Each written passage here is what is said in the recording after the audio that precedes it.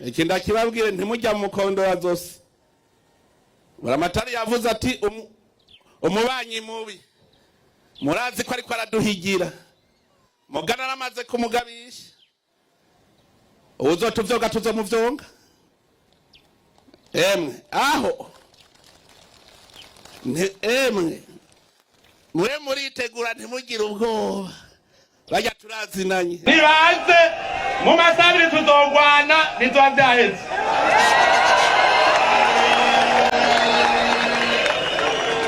Ubu harageze yuko atamunyamahanga azosubira kuduhonyanga.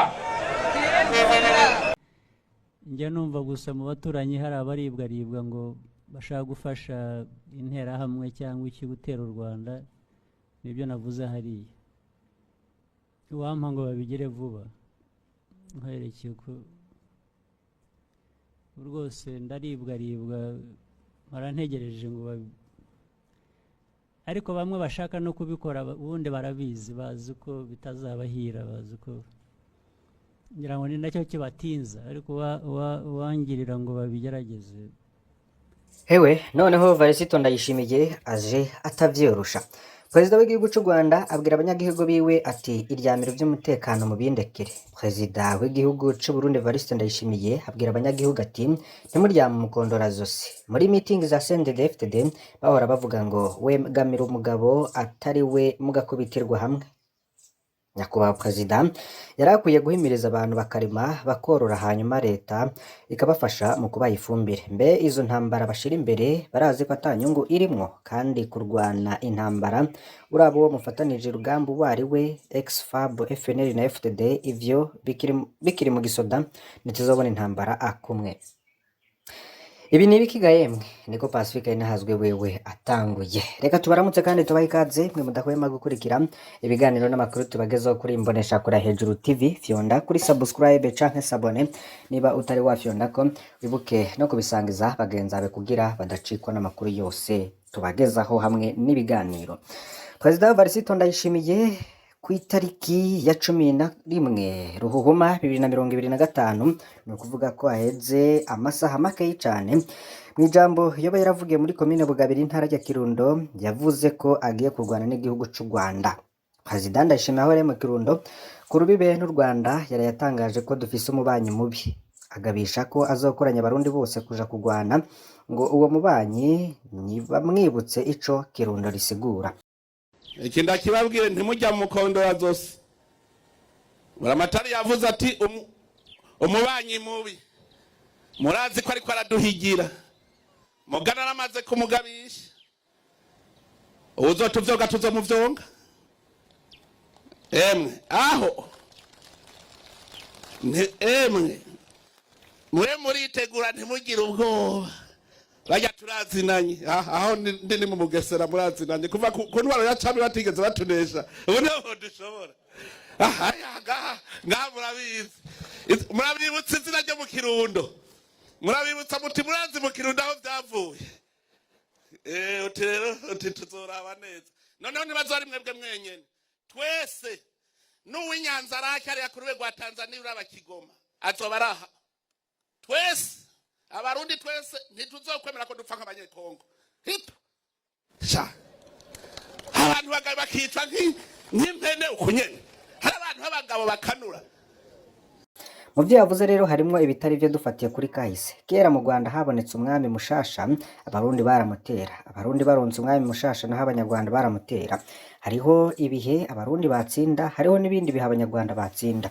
Uravye n'ingene urubibe rucafye hagati y'ivyo bihugu urabona ingene bagiye baratwarana intara hamwe u Rwanda rwinjira mu Burundi ahandi Burundi bwinjira mu Rwanda. Aravuga ko rero hari igice ca Butare badutwaye nk'uko hari igice ca Kirundo twoba twarabatwaye. Hari ingoma iri mu nzu y'iratiro i Butare muri Musée National de Butare yitwa Nanga Burundi. Iyo ngoma wayatahanwa n'uwutsinze urugamba. Abarundi batsinze barayitwara bakayita Nanga Rwanda, abanyarwanda batsinze barayitwara bakayita Nanga Burundi. Abanyuma rero bayitahiye babaye abanyarwanda. Hari umwami w'u Burundi avuga ko yiciwe mu ntambara mu bice bya Bugesera ni hariya mu Kirundo. Intambara rero yakurikiye nayo ikaba ivuga ko yaguyemo abasoda benshi b'u Rwanda ariho hoba haravuye izina Kirundo. Izo nkuru be n'izo ntambara womengo kwari ukuvyaruzanya hagati y'abami bo mu Burundi nabo mu Rwanda. Uyu munsi ntidukwiriye no kwihaye ubwanzi n'intambara, turakwiye kugwiza ibiduhuza. Hari impanuro Yohakimu Ntahondereye Musenyeri yayatanze, irakwiye no kumvirizwa nk'intambara umwe wese abona ko itangura ntawumenya uko ihera. Varisito Ndayishimiye rero ngo arashaka kuyikwegera mu karere kose kugira ngo abarundi bahone. Ariko rero aya majambo ya Varisito Ndayishimiye bamwe bariko bavuga nti tera u Rwanda, abandi bakavuga bati Kagame ntawuzi. Ivyo ni buri bimwe abantu bariko baravuga. Hari abagira ati nta na kimwe nyene icubahiro yavumera atari co, ahubwo wewe ubabajwe no gushira amanga k'ubutware bwuzuye inkomezi n'ishaka ryo kugabisha bene wanyu. M23 ngo hari n'ibindi Burundi rero ngo bwarafashije inkotanyi guhagarika jenoside mu 1994 kandi ngo Burundi bwarafashije Museveni gufata igihugu. Nuno musi ngo urwembe rumwa igipara ni rwa rundi nyene. Uwo rero komantere yiwe yoba yashize kuri iyi nkuru akaba baje bayiyamiriza cyane bavuga ko ahubwo hari abategetsi bo mu gihugu cy'u Burundi baba barakoze jenoside yo guhonya ubwoko bw'abatutsi mu gihugu cy'u Rwanda mu 1994. Hari abandi bavuga bati Varisito Ndayishimiye ariko arikirigita agaseka ngivyo ariko aravuga ngo ntavyazi, ngo ahubwo ng'intambara nimbi kandi ngabayishaka n'abayishigikira nuko batayibonye, ariko kandi ushaka gutera nawe nuko mwitegura. Arundi Murundi yagize ati uyu mugabo atagomba kwikiga yemwe mwumva atagomba kudukwegera koko, mbega abo banyekongo de RDC bapfa nk'imene by'ukuri siyari ko atabataye yarabahenze ngo azobakingira, none natwe ariko araduhenda nukuri kw'Imana turagoye hemwe. Uja wumva ngo abarundi twese tuzoba turi ngaha burya muri Kongo ko atamwana wiwe ariyo, mbega bo sibo si abarundi bariyo bariko barapfirayo ngo ntagumye kubasamaza. Hari undi yagize ati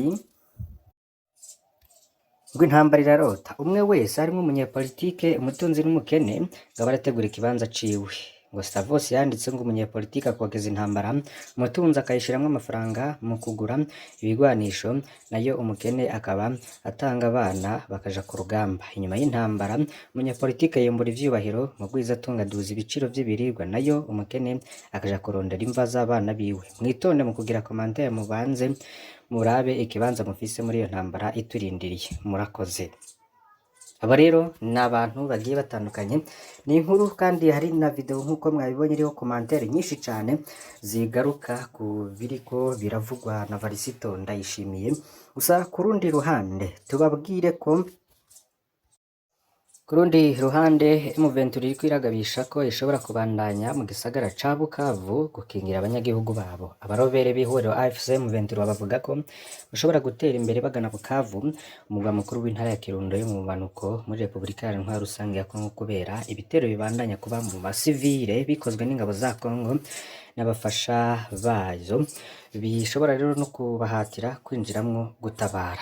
Ngo ivy'umutekano muri Kivu y'ubumanuko vyarasubiye inyuma cane, inyuma y'ivyegeranyo vyashizwe abona nk'ubugizi bwa nabi, ubusuma no guhotera abantu ngo vyakozwe n'ingabo za Kongo cane cane n'abari mu muhari wa Wazalendo. Mw'itangazo ryo kuri uyu wa 10 kwezi kwa 2025 umuvugizi wa M23 Lawrence Kanyuka yavuze ko umugwi waronse amatelefone y'abanyagihugu bo muri Bukavu bitabariza ko ingabo za Kongo n'imigwi y'abasirikare bafashanya bariko barakora ubwicanyi bwinshi no gusahura. Abaroberi rero bakaba baragabishije ko ivyaha vyakozwe i Bukavu n'ingabo z'igihugu bitegerezwa guhagarara ubunyene, nayo ahandi ho atamahitamwo bazogira atari ubutabara ngo bakingire abanyekongo. Rero bakaba babishikirijwe inyuma y'indwi zibiri zirenga gatoyi bagenzura igisagara ca Goma, umugwa mukuru wa Kivu y'uburaruko. Mwumvise ko rero intambara takeza kayo, abantu benshi bariko barayisigamwo ubuzima, nabo Varisito Ndayishimiye we ngariko arayishaka ku gihugu c'u Rwanda. Ese bizoherera hehe? Ibi byose tukazobandanya kubibasigurira kuri iyi mbonesha kure ya Hejuru TV. Mu yandi makuru rero hariko haravugwa mu Cibitoke hari ibirombwe by'inzahabu bigoma bisiduka mu kiringo c'indwi nkeya, ibara riguma rigwa mu ntara ya Cibitoke aho mbe Butare. Imvura nyinshi rero ikaba ituma imisozi isiduka, bikaba bimaze kwica n'abarenga 10, abaharurwa muri 70 barakomereka. Abanyagihugu n'abajejwe intwaro bakaba bibaza icokorwa kugira ngo ayo masanganya agabanuke mu kiringo rero kidasha kidashika ukwezi cukura inzahabu barenga 10 barapfuye abandi benshi barakomereka cane mu ntara ya Cibitoke iri muri aroko bushira uburengero bw'u Burundi kubera imisozi isenyuka ku birombwe bitandukanye. Ibaraho riheruka kugwa ni ku musozi wa Rutorero muri zone Butahana muri komine Mabayi. Umusozi waguye ku bacukura inzahabu 6 barapfuye abandi 8 barakomeretse cane. Ibiziga 3 nivyo twashoboye gutora abandi twabaronse bikavugwa n'umwe mu bacukura inzahabu yari kuri ico kibanza. Ivyo vyari vyabaye kandi kuwa 28/0 aho abandi 6 baguye mu kirongo ca koperative yitwa Ngara ducukura ubutare. Abandi 9 rero bakaba barakomeretse cyane ku musozi wa Gafumbegeti muri komine ya Mabayi nyene. Muri iyi minsi rero bakaba bamaze gupfa kabivuga ari 12 hamwe n'abaharurwa muri 15 bakomeretse muri zindwi za hagufi. Rero budashemeye imvura ikavyunyura. Ikivura kiriko kiragwa ku bwinshi rero muri ino minsi ntikivyorosha gituma kwimba ubutare bubisa no kwirwa. Abacukura nabo rero bakaba bataba bagira uburyo na bumwe bwo kwikingira uco usanga bahagwa bagahitanwa n'ibishanga usanga bitwara isi nzima. Ayandi makuru akavuga ko abimba inzahabu benshi bimba mu kinyegero bahitanwe na bene ayo masanganya mu kibira. Abanyagihugu rero bakavuga ko igisata c'ubutare gitunganijwe nabi bakidogera abajejwe intwaro ko ataco bashoboye. Abategetsi rero bategerezwa gushiraho amategeko akingira abacukura inzahabu bakabategekaniriza kazoza bakanavuzwa n'uwitanwe n'isanganya bagashumbushwa basize ico nico basaba. Abajejwe intwaro rero bakaba biregura barinda agateka kazira muntu mu ntara ya Cibitoke rero bakaba basaba leta gukomeza umutekano w'abacukura ubutare mu kubaha ibikoresho byo kwikingira. Kareme Bizoza asanzwe arongoye intara ya Cibitoke ku ruhande rwiwe akemeza vyashitse mugabo hagati amakosa ku bacukuzi b'ubutare bakora mu buryo banyuranye n'amategeko. Akaba yemera rero ko hazoba n'ibihano bikomeye kuzohonyanga amategeko kandi ko hatanze nomero yiwe ya telefone kugira ngo ukoze mu kinywabi amenyekane. Mugabo akaba asaba abacukura inzahabu gukorera hamwe mu makoperative kugira ngo birinde amasanganya yaduka muri ico gikorwa gikomeye cane mugabo kibangamye. Muri komine Giheta kwa Varisito Ndayishimiye hatowe ikiziga. Ni ikiziga c'umuntu kiriko kirononekara catowe mu kabande ka Nyambeho kagabura makomine ya Gitega na Giheta mu ntara ya Gitega hagati mu Burundi. Yaramenyekanye abantu 2 rero bikekwa bakaba barahagaritswe kumvo z'amatoze y'igipolisi ariko arakorwa. Taxis Ndayirukero y'imyaka 62 yaturuka ku mutumba Kiremera muri komine ya Giheta nkuko bivugwa na Eugenie Bigirinavyi umukuru w'umutumba Kiremera umuyisi yazimiye ku igenekezo rya 5 Ruhuma inyuma yo gusangira urukanwa n'abandi banyagihugu mu nywero bwo muri ako gace ku mugoroba. Ipolisi rero carafasha abantu 2 bakekwa ko icaha mu ntumbero y'amatohoza ariko araba nkuko bivugwa n'intwaro aho ku rwego rwo hasi n'abagabo 2 babonywe rero bwa nyuma bari kumwe na Taxis Ndayirukiye mezi adashika 2 biziga hafi 20 bimwe bitamenyekanye biramaze no gutorwa mu bibanza bitandukanye mu ntara ya Gitega kubw'ibiharuro bya SOS Media Burundi dukesha inkuru. Ni rya mbere mu ntara y'amavukiro y'umukuru w'igihugu Varisito Ndayishimiye hatogwa ibiziga bingana gutyo bikaba rero bibandanya gutera ubwoba abantu benshi. Mu gatumba rero abanyekongo babandanya guhungira mu Burundi bariko bamwe bakisanga mu mabohero. Abanyekongo benshi bo mu bisagara vya Goma, Bukavu na Uvira biri mu ntara za Kivu y'Iburaruko na Kivu y'Epfo mu buseruko bwa Kongo babandanya guhunda baja mu Burundi.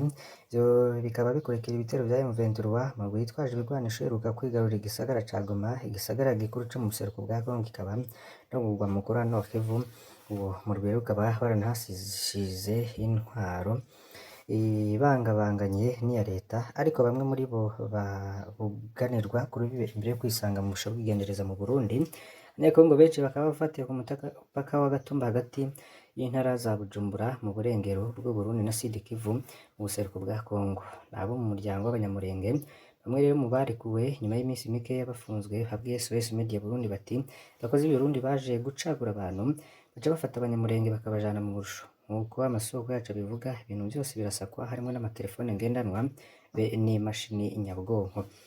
Birabana no kuja mu Rwanda rero nkuko bivugwa n'abashinga intahe n'ingenzi abantu bose bafise urupapuro rw'inzira rwerekana ko bagiye mu Rwanda muri kahise nibo ba mbere bafatwa. SOS Media Burundi ikaba yaramenye ko abantu bafatwa ari bo mu mice yose. Amasoko yegereye iyo dosiye avuga ko harimo n'abaganga, abagore mbere n'abakozi bo mu mashirahamwe ategamiye leta afasha, ariko rero n'impunzi nazo zikirukana. Mu gisagara ca Bujumbura rero bavuga ko babona muri iyi minsi abanyekongo baje barondera inzu zo gukota, ariko babibonye rero bashinga intahe ko impunzi zitari nke zisubizwa inyuma n'abapolisi iyo zishitse ku mupaka. Iyi nkuru rero tukaza kuyigaruka ko mu yandi makuru tuza kubagezaho mu masaha ari imbere kuri iyi mboneshakure ya Hejuru TV. Ni yanyu ni yacu, banza ufyonde kuri subscribe kugira ngo ntuze gucikwa n'ayandi yose tuza kubagezaho. Umunsi mwiza.